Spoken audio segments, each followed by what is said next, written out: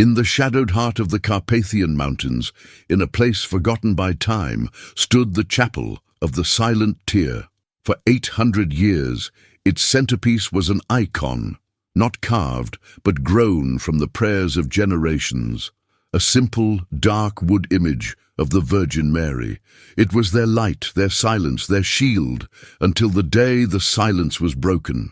They found the doors splintered, the small chapel ravaged, and in the center of the flagstone floor, a mound of ash still radiating an unnatural, malevolent heat. But it wasn't the violation that stopped the breaths in their throats. It was the chilling realization of what had been done. Someone hadn't just stolen the icon, they had performed the ultimate act of spiritual contempt. They had burned it, reduced the silent prayer of 8 centuries, the representation of the Virgin Mary in wood and tempera, to a grey, brittle powder. The fire chief, a man named Pavel, who had seen enough human cruelty to render his soul stone, knelt beside the residue. He swore the air felt physically heavier, like the pressure before a catastrophic storm. The community watched, their faces pale, reflecting the faint residual light of the destruction. They had lost more than wood and paint. They had lost their historical anchor, their spiritual mother, the image of the Virgin Mary. A collective, profound grief settled over the village, a silent scream that no human throat could utter. But as the sun finally crested the sharp mountain peaks, illuminating the destruction, Pavel made the discovery that would shatter the known laws of material existence and hurl them all into a mystery both terrifying and sacred. He reached out a gloved hand to sift through the ashes, expecting only fine, inert carbon. Instead, he felt a resistance, a curious, cool density. He scooped up a handful of the grey powder, and as it settled, a shape formed in the center of his palm, not random, not scattered. It was a precise, perfectly formed oval, the size of a pigeon's egg. The rest of the ash was dust, but this core was crystalline. Pavel slowly brushed away the surrounding powder, and the crystalline material pulsed faintly, catching the dawn light. It wasn't an ember or a piece of unburned wood. It was a flawless, translucent pearl, a pearl that, according to witnesses, had never been part of the icon, and yet it had been forged in the heart of its fiery destruction. How could something be reduced to ash, yet leave behind a creation more beautiful and whole than before? This single object was the impossible evidence of a spiritual event they could not yet comprehend, the signature of a celestial hand in an act of terrestrial destruction. The moment the villagers saw the pearl, they realized the tragedy was not an ending, but a devastating, shocking new beginning. Before we go deeper into this mystery, take a moment to subscribe to Virgin Mary Mysteries. Stories like this are too powerful to experience alone. The local priest, Father Elias, who had served the chapel for 50 years, approached the impossible find. His eyes, usually filled with gentle kindness, now held a frantic, disbelieving light. He took the pearl from Pavel's palm. It was cool, smooth, and oddly heavy. As he turned it, he noticed something horrifying and yet mesmerizing etched deep within its core. It wasn't a flaw in the material, it was a miniature, perfectly defined image. Rendered in shadow and light, the face of the Virgin Mary icon, whole and utterly serene. The fire had not destroyed the image. It had inverted its essence, transforming the material shell into a spiritual container. Father Elias collapsed, not from despair, but from the sudden, profound knowledge that this crime was not against a wooden object, but against the heart of the sacred itself. He whispered a single word, a word that would become the foundation of their fear and their hope. She is watching. The mystery had begun, etched into a pearl that shouldn't exist, a perfect contradiction born from total annihilation. The air grew colder, and a soft, rhythmic ticking sound, like a gentle, ancient heart beating, started emanating from the spot where the icon of the Virgin Mary had been consumed. To understand the terror and the glory of the pearl, you must understand the Virgin Mary icon it replaced.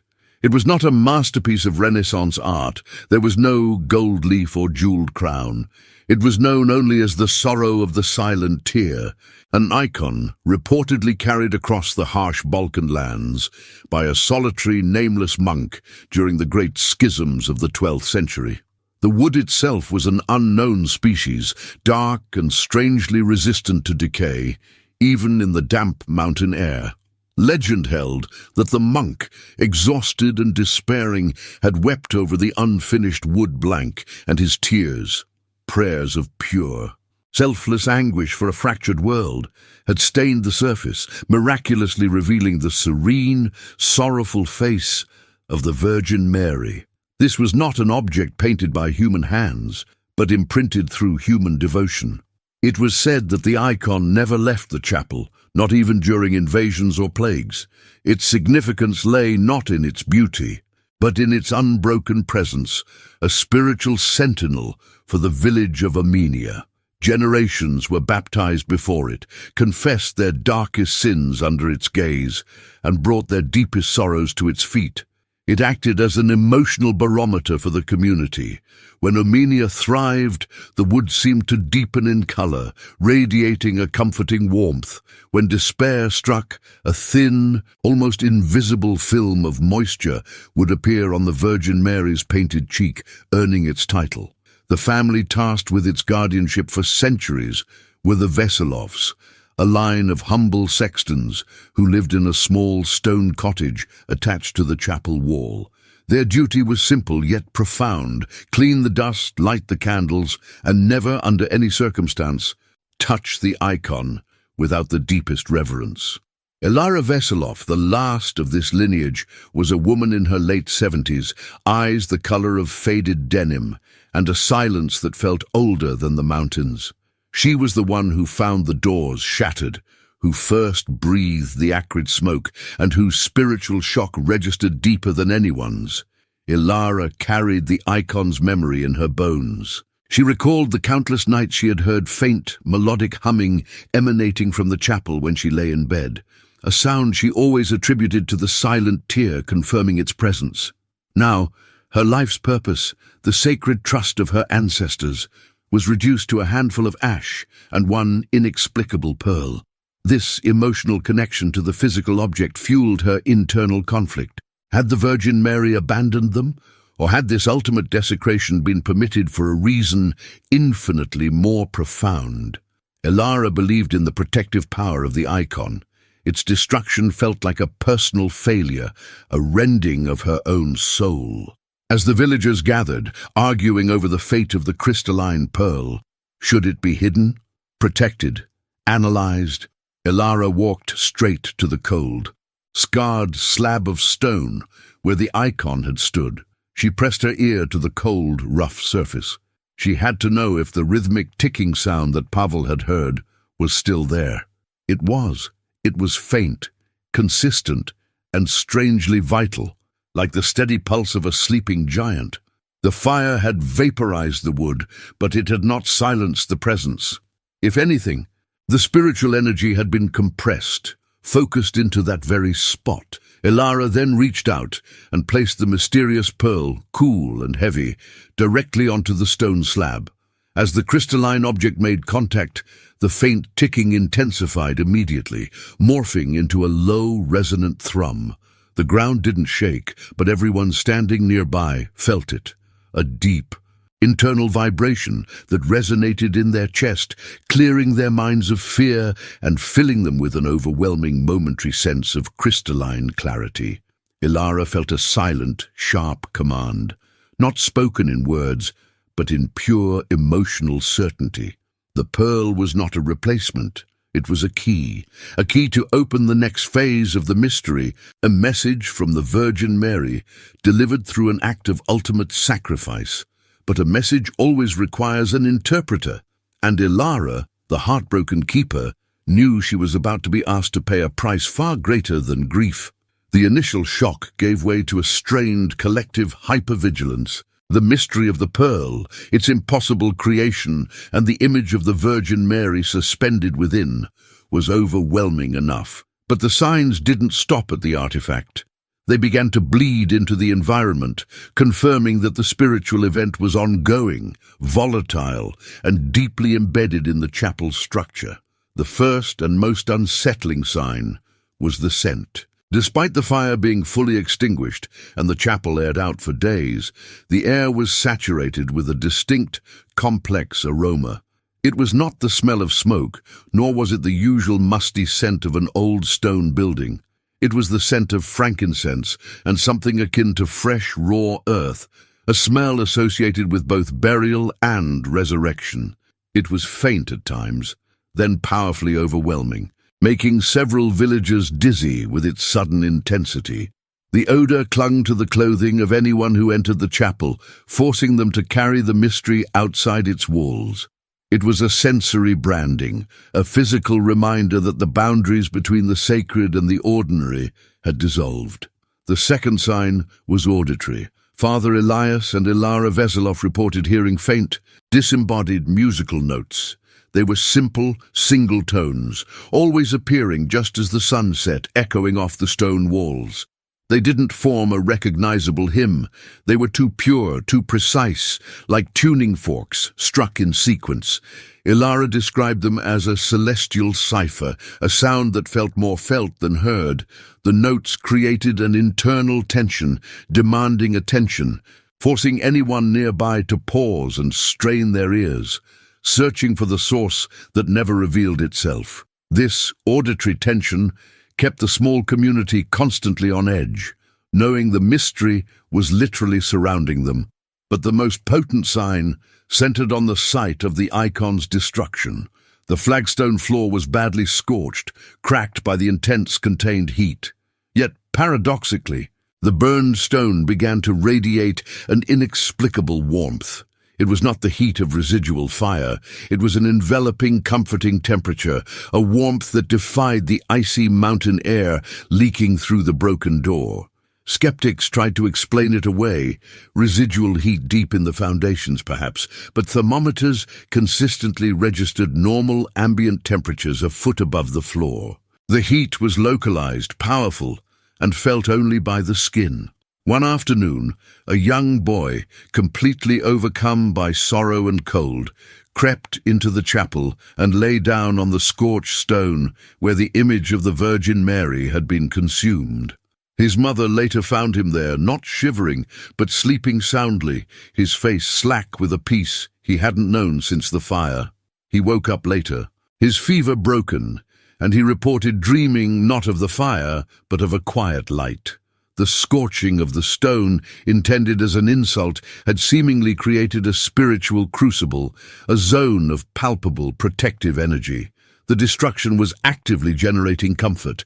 This inversion of consequence introduced a profound element of dramatic irony. The perpetrators sought to erase the spiritual presence, but their action only magnified its power, forcing the survivors into an intense, uncomfortable intimacy with the mysterious presence of the Virgin Mary. The increasing signs, the haunting aroma, the ethereal tones, the healing warmth, pressed upon Elara Veselov. She knew they were not random, but specific forms of communication. The crystalline pearl, still resting on the warm stone, seemed to guide her attention. She picked it up again, and this time the internal image of the Virgin Mary seemed clearer, less serene, and more pleading. Elara realized the spiritual presence was not just watching, it was impatient. It was waiting for a human hand to perform the next necessary action, and every subtle sign was a desperate effort to guide her. But to what end? And what terrible risk did the next step entail? The escalation demanded scrutiny. The village priest and the heartbroken sexton were guardians, not analysts. They needed an objective eye, a mind steeped in structure and logic. Dr. Alin Stoica, a disgraced archaeologist specializing in Byzantine religious artifacts, was summoned. Stoica was a man of cold, unforgiving facts. brought low by accusations of prioritizing historical evidence over spiritual reverence. He arrived viewing the entire scenario as a pathetic folktale layered over simple arson. He expected mundane residue and mass hysteria. What he found confounded his entire worldview. The rhythmic thrumming was undeniable, and while he couldn't measure the healing warmth emanating from the scorched stone, he could certainly feel the unnatural, intense focus of the atmosphere. But it was the ashes themselves that captured his scientific obsession. He analyzed samples of the grey powder, expecting a uniform carbon composition. Instead, under high-powered magnification, he discovered they were not amorphous dust. They were micro-fragments arranged in geometric, concentric formations, spirals and nested squares that defied the chaotic nature of fire. "Combustion is an act of randomization," Stoica muttered, his voice hoarse as he stared into his lens. "It breaks down organic structure, but this is organized. It's a pattern of order within destruction." The fire that consumed the icon of the Virgin Mary had somehow arrested its own chemical process at a subatomic level, leaving behind a blueprint. It suggested that something non-material had actively interfered with the flame. This was the first seismic shift in Stoica's skepticism. He then turned his attention to the impossible pearl. Using specialized, non-invasive light refraction techniques, he was able to project the internal image onto a screen. The miniature face of the Virgin Mary inside the pearl was revealed with stunning clarity, but it wasn't just an image. It was a complex map. Lines that looked like cracks radiated from the center, converging at two specific points on the icon's neck and hands. Stoica realized these were not flaws, but encoded coordinates. The icon was destroyed, yes, Stoica announced to the silent, watching villagers, but its spiritual essence was not merely preserved, it was copied and encoded into this new, non-flammable matrix. This pearl is a memory device, and the pattern inside is a key to its meaning. The revelation hung heavy in the air. The destruction was purposeful, a way to compress vast, ancient information into a singular, indestructible form. As Stoica attempted to cross-reference the geometric pattern in the ashes with the coordinates in the pearl, he experienced a moment of overwhelming sensory overload. The frankincense smell became suffocating. The ethereal tones amplified into a sharp, singular chime, and the pearl in his hand suddenly grew intensely cold, causing him to drop it. As it clattered onto the warm stone, the crystalline structure momentarily flared with a deep blue light. In that split second, the geometric ash pattern on the floor momentarily shifted, reforming into a single, massive, recognizable symbol, a stylized labyrinth. Before Stoica could photograph it or process the immense near-revelation, the blue light faded, the ash reverted to its random micro-patterns, and the tones dissolved. Stoica was left panting, not from fear, but from the crushing proximity to a truth he couldn't grasp. The Virgin Mary's message was becoming clearer, but its complexity was escalating faster than they could interpret it. The symbol of the labyrinth was the near-revelation. It told them the truth was complex and required a difficult path to reach. But the question remained: where did the labyrinth begin, and what was the terrible destination at its center? The vanishing labyrinth sign was the breaking point. Dr. Stoica, faced with the failure of his logic, began frantically packing his equipment. The phenomena were real, but they were not repeatable, verifiable, or predictable by any scientific measure. He declared the site a unique anomaly, worthy of observation, but incapable of yielding a coherent, functional truth. His scientific retreat triggered the critical turning point, throwing the community into spiritual chaos. The villagers divided into two factions. One side, overwhelmed by fear and the sheer impossibility of the signs, believed the icon's destruction was a curse, a warning that their faith had failed and the lingering energy was dangerous. They demanded the pearl be buried, the chapel consecrated anew and the mystery forgotten. The other side, led by the stoic Elara Veselov and the conflicted Father Elias, saw the impossible beauty of the pearl and the benevolent warmth of the stone as proof of a benediction, a spiritual transformation that demanded action, not avoidance. Elara's internal tension reached its breaking point. Her ancestors had been the guardians, and now she felt the full weight of the prophecy press onto her solitary shoulders. The image of the Virgin Mary in the pearl was no longer pleading. It seemed to be gazing at her with an intense, expectant sorrow. Elara knew what the icon demanded. An action she had been raised to believe was sacrilege. The coordinates radiating from the image pointed clearly to two places on the icon's body, but in the physical space of the chapel, those coordinates corresponded precisely to two unmarred spots on the stone wall where the icon's frame had rested. The message was unmistakable. The key must be placed into the lock. She ignored the frightened murmurs of the community and the desperate warnings of Dr. Stoica. She took the pearl, which now felt intensely hot against her skin, and walked toward the western wall. Father Elias, recognizing the look of absolute selfless resolve in her eyes, stepped forward to shield her, offering a final, silent blessing. Elara placed the pearl, the essence of the burned Virgin Mary, onto the first coordinate point on the wall. Nothing happened. A tense silence descended, heavier than the ashes. Then, with a slow, agonizing groan, the stone wall began to yield, not crumbling, but sinking inward at the point of contact, as if the wall itself were made of soft clay. If this story is pulling you in, subscribe now and tell me in the comments what you believe is really happening. Your insight might reveal something we haven't seen yet. The sound was dreadful, not of breaking rock, but of old mechanisms grinding to life after centuries of stillness. The sinking section of the wall revealed a dark, narrow alcove. The community gasped, expecting gold or relics. Instead, Elara looked inside and saw nothing but a fine, reddish-brown dust scattered on a hidden ledge. It was not earth or soot. It was cinnamon, a spice associated with anointing, with sacrifice, and with ancient hidden meanings. The alcove contained a single object, a simple, unadorned silver signet ring, tarnished and cold. As Elara reached for the ring, the crystalline pearl flared again, this time with a blinding white-gold light, and the rhythmic thrum beneath the floor stopped instantly. The silence was deafening. Elara held the ring, a small, cold circle of silver, and realized the immense scope of the revelation. The icon was never the true treasure.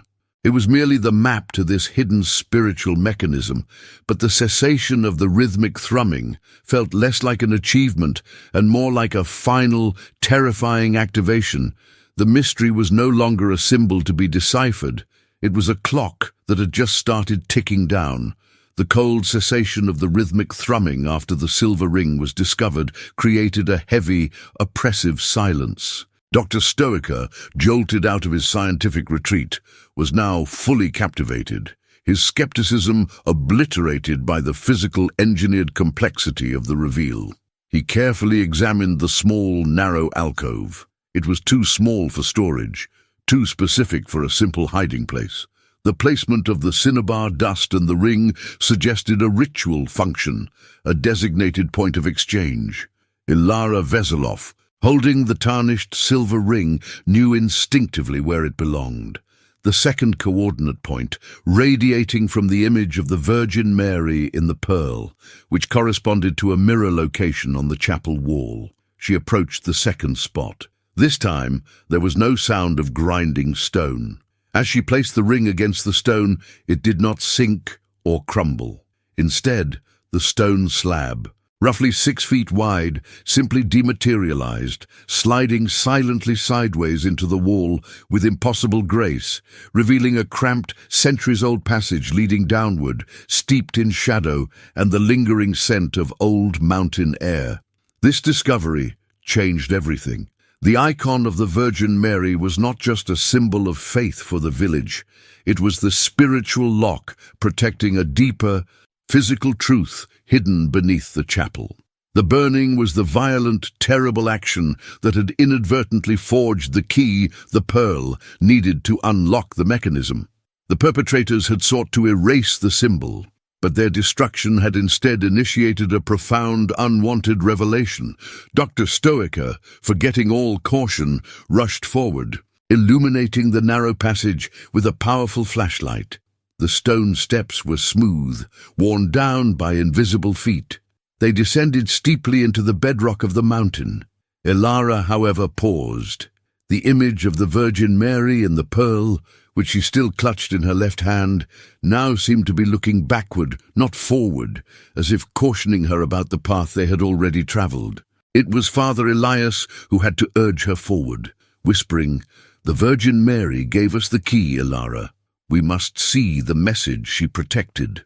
They descended into a chamber carved deep into the mountain, a space that felt utterly removed from the world above. The chamber was small, with vaulted ceiling and walls that shimmered faintly with embedded quartz. In the center, beneath a shaft of natural light that filtered through an unseen crevice far above, was a pedestal. Upon the pedestal rested not relics or gold, but a centuries-old, fragile, bound manuscript. The manuscript was leather-bound, its pages parchment-thin, written in an archaic script known only to a few monastic orders. Dr. Stoica recognized the style immediately. It wasn't history. It was a complex theological text, a spiritual burden hidden from the world. The title, carefully lettered on the cover, translated simply to "The Reckoning of the Veil." As Elara reached for it, her fingertips brushed against the paper, and the entire room seemed to breathe out. The subtle scent of cinnamon filled the chamber, stronger and more vivid than before. The presence of the Virgin Mary, now manifest not in fire or pearl, but in the fragile permanence of ink and parchment, was overwhelming. The manuscript promised to hold the entire history of the icon, its destruction, and its purpose. It was the definitive, terrifying answer to the mystery they were experiencing. But as Dr. Stoica attempted to carefully lift the manuscript, the paper resisted. Then, with a sound like a sigh, a single sheet detached itself, fluttering down to the quartz-studded floor. It was a single-page prophecy, written in a different, more passionate hand, and it spoke of a necessary sacrifice and a day of balance. The discovery changed everything. Their mystery was not an isolated event, but a preordained step in a larger, frightening spiritual chronology. The fire was an ending, but the manuscript was the urgent beginning of a terrifying new reality.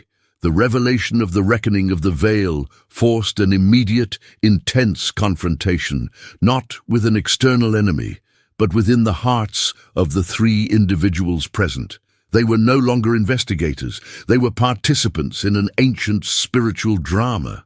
Dr. Stoica, initially cold and objective, was the first to break the chamber's silence. He devoured the complex archaic text, translating pages with frantic energy.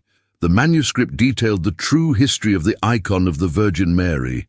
It revealed that the dark wood was not simply an object of devotion, but a vessel crafted specifically to absorb and contain the collective spiritual anguish of the region over centuries. Acting as a massive, passive accumulator of prayers and sorrow, the silent tear was literal.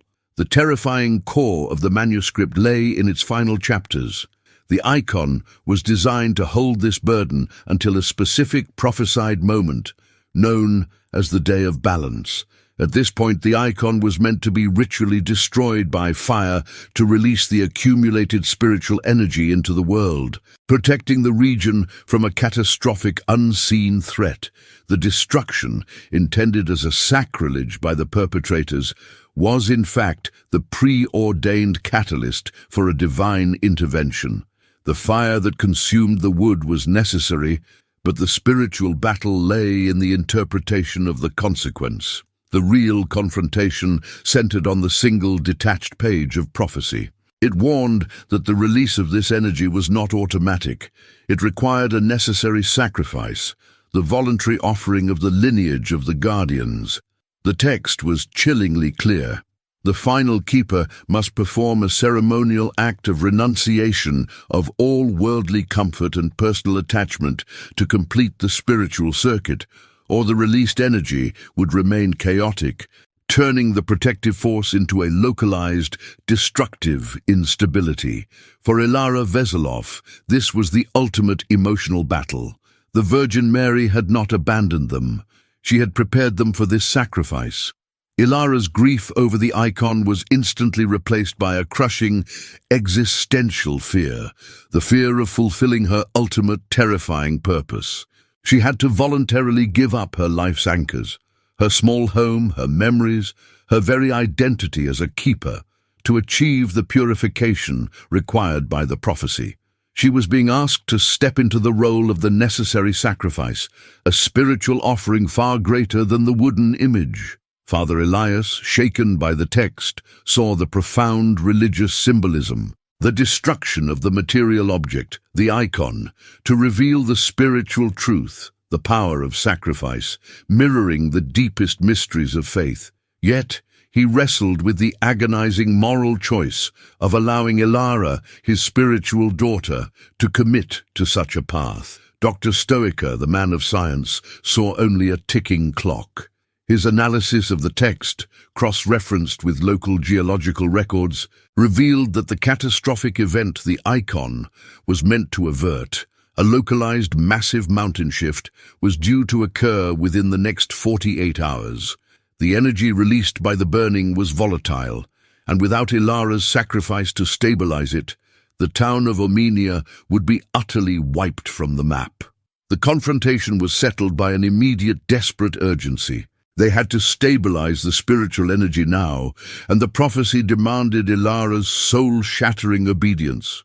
The confrontation yielded to action, driven by the terrifying 48-hour deadline. The consequences of the icon's burning and the revelation of the prophecy manifested in both physical and spiritual reality. Elara's necessary sacrifice was not suicidal. It was an act of complete spiritual unburdening. She performed the ceremonial renunciation on the scorched spot where the Virgin Mary icon was consumed, dissolving her attachment to the material world, her home, her memories, her identity as the keeper, to stabilize the chaotic spiritual energy. As Elara completed the silent rite, placing the tarnished silver ring back onto the stone, the crystalline pearl she held flared with a light so intense it was painful to look upon. It felt like the core of a star in her hand. Simultaneously, the rhythmic thrumming beneath the chapel floor did not resume. Instead, a massive vibrational hum began to resonate through the entire mountain bedrock. This was the moment of spiritual stabilization. The accumulated sorrow and faith, released by the fire, was now channeled into a singular protective wave. The immediate consequence was both subtle and profound. High above the chapel, near the peak of the mountain, the precise location Dr. Stoica had identified as the source of the impending geological instability, the air began to shimmer. Villagers later testified that a curtain of iridescent light, visible only in their peripheral vision, seemed to descend upon the unstable fault line. It wasn't a physical structure, but an atmospheric phenomenon, a wave of energy so gentle it felt like a breath. The wave of energy was perfectly timed. The mountain shift, the catastrophic event prophesied in the ancient manuscript, began exactly 22 hours after Elara's renunciation. It was a massive, subterranean grinding, the earth itself groaning under enormous pressure. In every other circumstance, this level of tectonic movement would have resulted in devastating landslides and the annihilation of Omenia. But a miracle occurred. The seismic forces, which should have ripped the village apart, were instead deflected and distributed. The tremendous earth pressure, rather than causing a sharp, destructive break near Omenia, was slowly, unnaturally funneled along deeper, safer lines. The homes in the village shuddered violently. Dust fell, but no walls collapsed, no foundations cracked. The town was spared complete annihilation by an impossibly selective physical protection, a consequence directly linked by Father Elias and the manuscript's prophecy to the stabilization of the Virgin Mary's released spiritual power. Dr. Stoica, reviewing the data from the seismographs he had quickly set up, was faced with the ultimate scientific contradiction. The energy readings were immense, consistent with a catastrophic event, yet the damage was localized and minimal. He was forced to write one single profound note in his field journal. The conservation of energy was overruled by an act of deliberate spiritual intervention. The burning of the icon and Elara's sacrifice had not averted the physical event, but had created a protective channeled consequence, demonstrating that spiritual will can dictate the laws of material physics. The mystery had now crossed the threshold from phenomenon to miracle. The mountain shift receded, leaving behind a terrified but utterly safe village. The immediate mystery of how the icon's burning caused this protective miracle was solved by the prophecy. But the lasting mystery lies in the meaning of the event and how it transformed the faith of Armenia. The villagers had witnessed a spiritual truth made physical, forcing a profound reflection on the nature of their relationship with the Virgin Mary. The old faith was based on the object, the tangible protective wood of the icon. The new faith, forged in fire and stabilized by sacrifice, was focused on the enduring presence and the principle of the spiritual reservoir. The Virgin Mary had taught them a terrible, essential lesson. Sometimes, in order for the greater good to be revealed, the most cherished thing must be destroyed. The silent tear was not silent because it was passive. It was silent because its function was to accumulate sorrow until the moment of its necessary, fiery release. Elara Veselov, the woman who performed the spiritual renunciation, became the living consequence of the miracle. She did not take on the role of a prophetess or a saint. She became the village's living memory. She gave up her home, yet she gained a transcendent peace.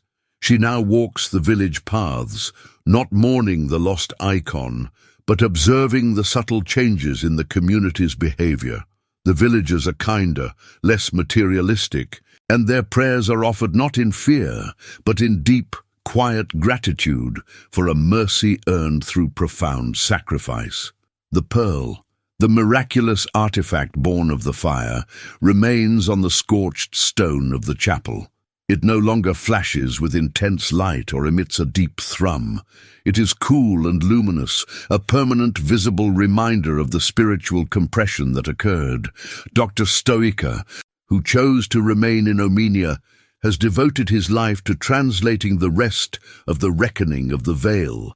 He argues that the icon's destruction was a deliberate demonstration of spiritual physics, a proof that faith is a measurable, potent force capable of restructuring physical reality. The narrative of Armenia now revolves around the difficult concept of necessary destruction. The mystery is sustained by the ongoing internal tension. They were saved, but at the cost of their history and Elara's earthly comfort. The Virgin Mary mystery is no longer a story about an object that was lost, but about a spiritual consciousness that revealed itself through an act of supreme symbolic violence. The message, etched in the survival of the village, is that the deepest protection often arrives disguised as the worst possible disaster. They look at the scorched stone and understand that the fire was not an ending, but the brutal, glorious purification required to initiate the miracle. The mountain holds its breath now, the air of Armenia cleansed by fire and sacrifice. The mystery of the burned Virgin Mary icon found its brutal, beautiful conclusion in the preservation of the physical village. But life and faith demand a new center. The community understood that they could not simply replace the old physical icon. To do so would be to miss the Virgin Mary's ultimate lesson. in the center of the chapel of the silent tear, where the ancient wood was reduced to ash and forged into the pearl, the villagers created a new shrine. It is minimalist, stark, and profoundly symbolic. They encased the crystalline pearl in a small, smooth bronze reliquary, setting it directly into the center of the scorched flagstone. The reliquary is not an image of the Virgin Mary, but a hollow space, an open vessel designed to be filled daily with the community's prayers, sorrows, and hopes. It represents the active, continuous spiritual accumulation that the original icon was meant to perform. Elara Veselov, the living sacrifice, remains the shrine's tender, silent caretaker. She no longer lights candles for the dead wood, but tends to the spiritual fire of the living faith. She often places her hand on the cold bronze reliquary, feeling the quiet, steady pressure of the pearl within. She understands that the fire was not an ending, but the painful, necessary transition from a faith of possession to a faith of presence. The icon's image did not vanish. It became internalized, rendered indestructible by its transformation into the crystalline pearl. The story of the fire and the pearl stands as a testament to the fact that spiritual reality often operates outside the confines of human logic. The greatest miracles are sometimes preceded by the greatest acts of devastation.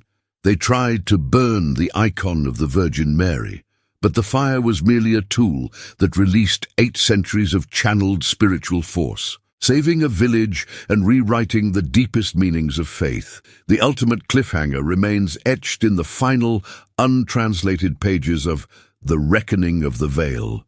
Dr. Stoica believes the manuscript hints at a recurring cycle, a prophecy that the spiritual energy stabilized by Elara's sacrifice is not permanent protection, but rather a seed for the next greater mystery, waiting to germinate in the decades to come. The question Armenia must live with is not what they were saved from, but what they have now become, and what the Virgin Mary will demand of them when the cycle begins anew. The scorched stone is silent, but the pearl is waiting. If this story moved you, subscribe to Virgin Mary Mysteries so you never miss the next chapter in these extraordinary mysteries.